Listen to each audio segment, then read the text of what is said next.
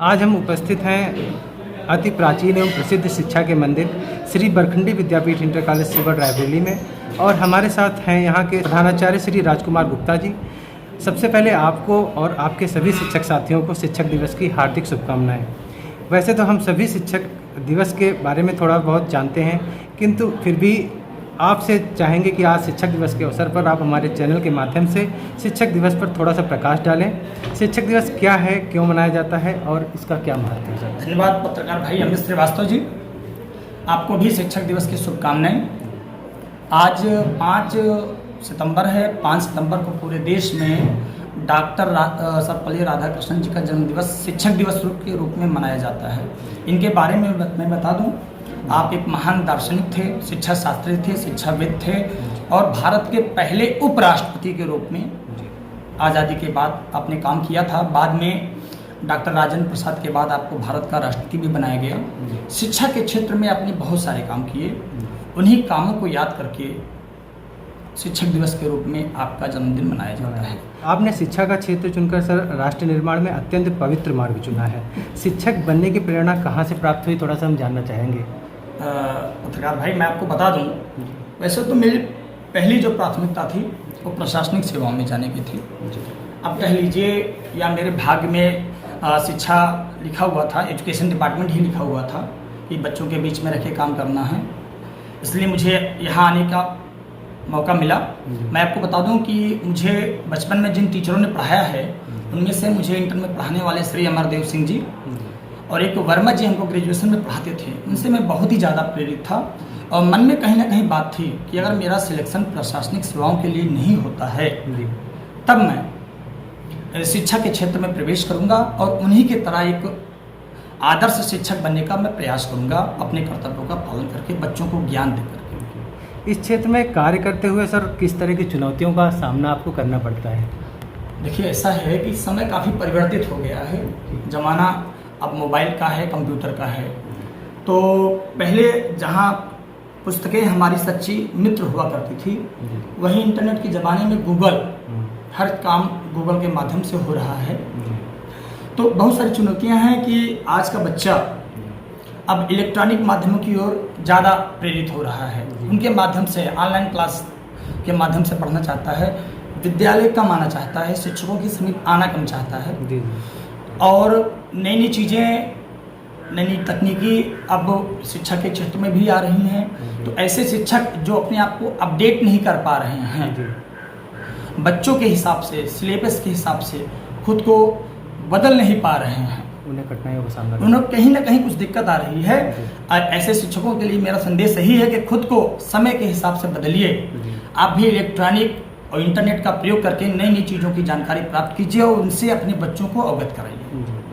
शिक्षक का पद एक बहुत ही महत्वपूर्ण पद होता है। इस पद पर आसीन रहते हुए एक शिक्षक को स्वयं में किन गुणों को आत्मसात करना आवश्यक होगा? देखिए, सिगरेट पीते हैं जी और उसके बाद अगर हम आपसे कहेंगे कि भैया सिगरेट मत पिया करो, इससे कैंसर हो सकता है, तो आप ये बात नहीं सुनेंगे। बिल्कुल।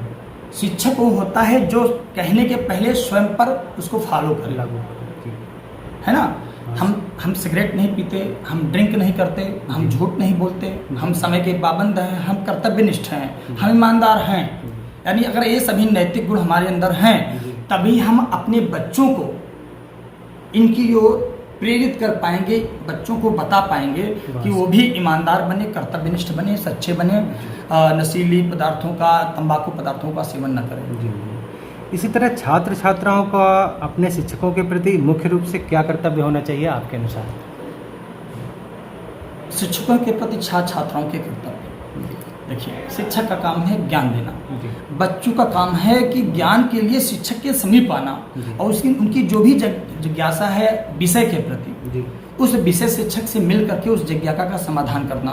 तो इसके लिए ज़रूरी है कि बच्चे जो है अनुशासन में रहें और शिक्षक के द्वारा जो बात बताई जा रही है, जो बात सिखाई जा रही है, उसको सीखने का प्रयास करें। अगर कोई बात ऐसी है जो उनको समझ में नहीं आ रही है तो जब तक वो बात समझ में ना आए शिक्षक से उसके बारे में बात करते रहें, पूछते रहें, है ना, क्योंकि कॉन्सेप्ट क्लियर होना बहुत ज़रूरी है।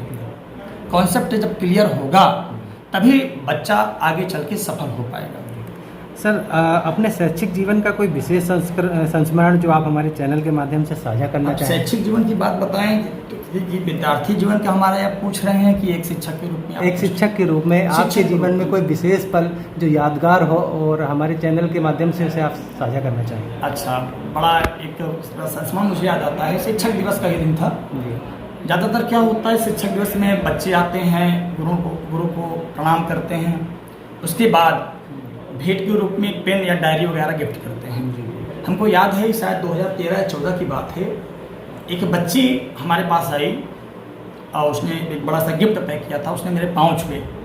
तो जब उसने पाँव छूने का पहले तो प्रयास किया तो मैंने उसको मना किया कि बेटा मैं पूर्वांचल सुल्तानपुर का रहने वाला हूँ, हमारे यहाँ बच्चियों से पाँव नहीं छुआते, आप मेरी बेटी जैसी हो।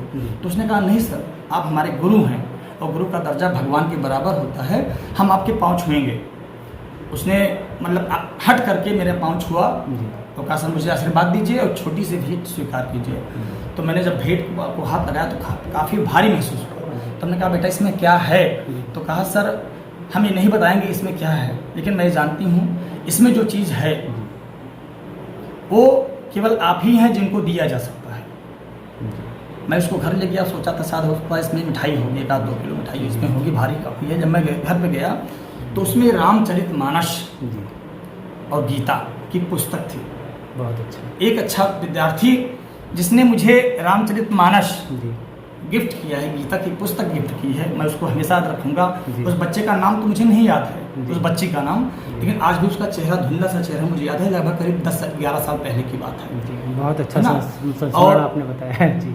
और मैं उस पुस्तक को आज भी जब कभी मौका मिलता है तो रामायण की रामचरितमानस की 2-4 चौपाइयाँ मैं पढ़ता हूँ और प्रयास करता हूँ कि जो चौपाइयाँ हैं उनको मैं अपने जीवन में आत्मसात करूँ।